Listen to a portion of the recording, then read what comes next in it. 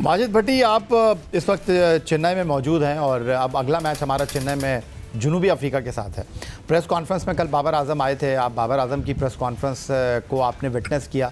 क्या बाबर आजम से press conference में ये सवाल हुआ कि जब पाकिस्तान बैटिंग कर रहा था तो ये स्पिनर फ्रेंडली विकेट लग रही थी, जब आप बॉलिंग करने के लिए आए तो ऐसा लगा कि ये पिच ही तब्दील हो गई है?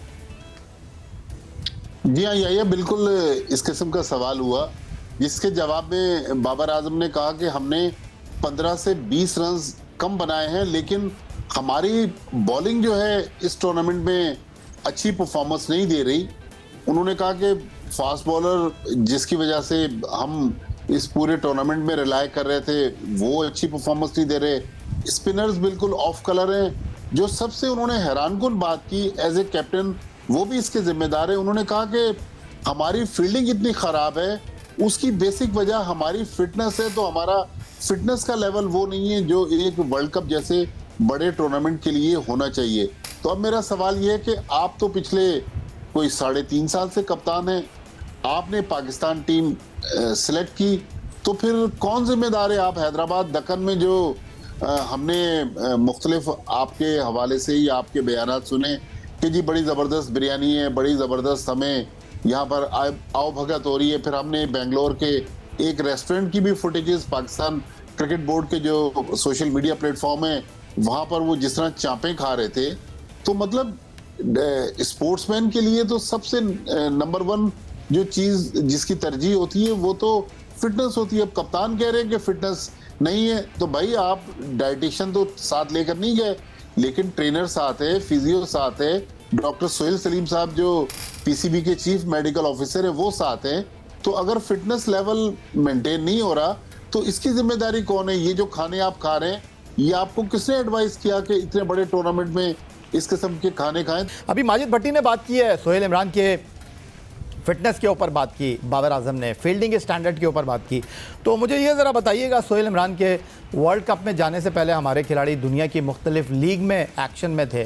कोई श्रीलंका से अमेरिका जा रहा है, कोई अमेरिका से कनाडा जा रहा है, ये कैंप भी नहीं लगा वर्ल्ड कप से पहले मुख्तसर। और दूसरा जो सबसे इंपॉर्टेंट सवाल की, ये बताइए कि आखिरी बार फिटनेस टेस्ट आपने लाहौर में कब कवर किया टीम पाकिस्तान का?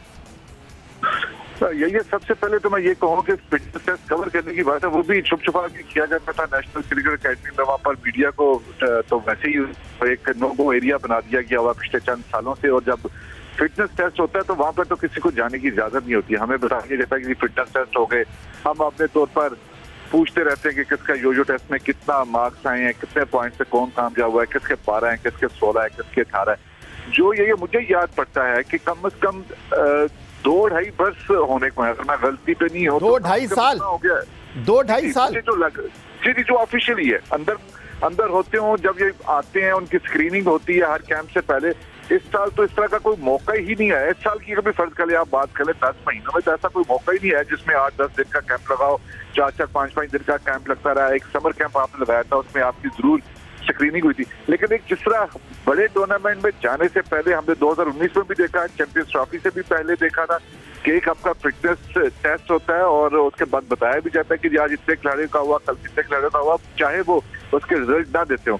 ये सुने हुए मुझे खुद जो है वो खासा अरसा हो गया, और इससे आप अंदाजा लगा सकते हैं कि उस तरह की प्रायोरिटी ना तो फिटनेस है और ना ही खुराक। अगर आप खाने पीने की, जैसा माजिद भाई ने बात किया है कि आप खाने पीने का हर प्रेस कॉन्फ्रेंस पर तज़किरा करते रहेंगे और उसके बिरयानी के मिर्च मसाले का जिक्र करते रहेंगे, तो इससे अंदाजा लगाया जा सकता है कि आपकी प्रायोरिटी में जो फिटनेस है और जो खुराक है वो किस मरहले के ऊपर, किस सतह के ऊपर आती है, किस पॉइंट के ऊपर आती है। तो फिर उसका नतीजा आपको फील्डिंग में लैप्सेस की ही वजह से मिलेगा।